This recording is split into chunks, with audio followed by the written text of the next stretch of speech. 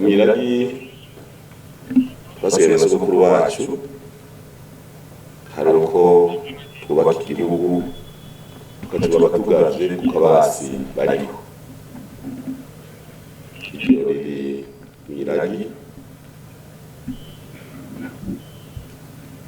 Umutekano rero uri mu byo ngabye duteza imbere kuko basoko baraza bati hari amahoro umuhoro raramwa. Amahoro ni karara Uganda tubacura. Amahoro ni umushinge wa byose. Ata amahoro na kimwe gishoboka kandi abarundi bafitiye ubuhamya bivanye n'ibihe twaciyemo. Indongozi rero nziza ihagararira amahoro ikayaremesha mu bijejwe.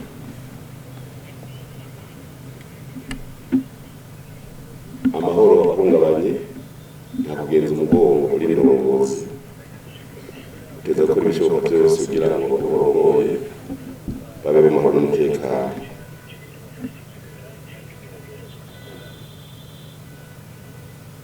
Nicyo gituma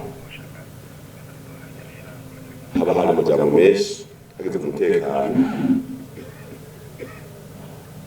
mugabo uko mubizi amahoro arafite agaciro. Nicyo gituma ubona kugira ibikwiye mu mahoro haba hariho n'inzego zibijejwe, kandi amahoro ahungabanya icyaha igihugu gitewe. Murabona ko abantu bagira rimwe no gupfa no kwitanga bakitanga bagatanga ubuzima. Kubahiriza rimwe n'igihugu birimwo mwene gihugu wese yobaho mu mutekano. Hariho kenshi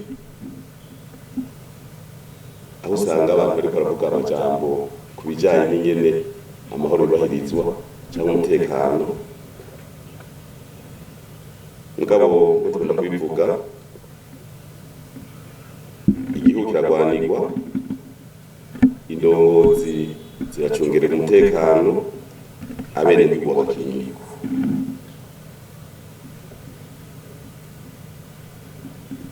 Hariho abagonanwa, mugabo ikibazo kwibonekeza nuko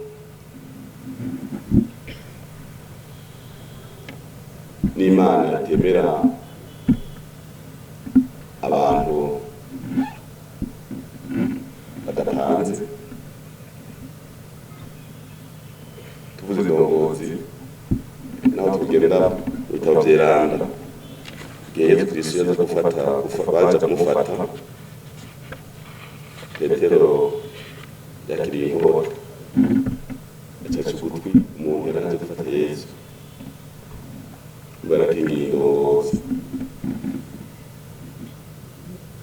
Niko Yesu yari umwana w'Imana aca gusubizako mugabo w'umuntu asanzwe kuragenda kandi gusubiramo. Ibi rero harashobora bati ngira ngo yararengeje urugero, mugabo Imana irakunda abahizi. Nicyo gituma mu byakurikiye yacivuga iti Petero nabonye kapanze niwe nza gushirako niwe nabako eklesia kuko azihagarara neza twabonye ko ashiririye.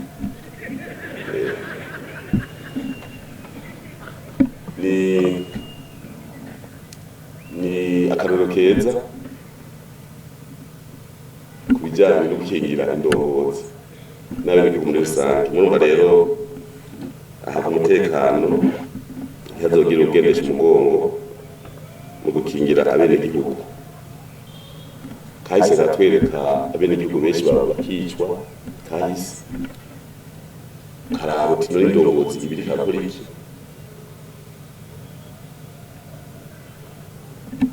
je bageze kumbwira ngo nakoze amajambo mabi mugabo biraza bivanye nico wewe wiyumvamwo ugiye makomine nka 3 ane canke 5 ugasanga mu mafu ikintu kimwe kibabangamiye ubitegura mugabo ni automatique bica biza none abo bene gihugu bobaho mu umutekano gute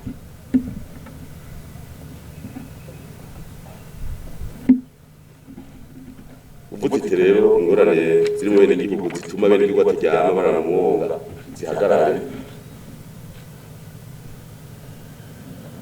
ni imvugo n'ivyo bishobora kugorana mugabo ikenewe kandi namwe ndavuga niho kwidoga abo bitaraba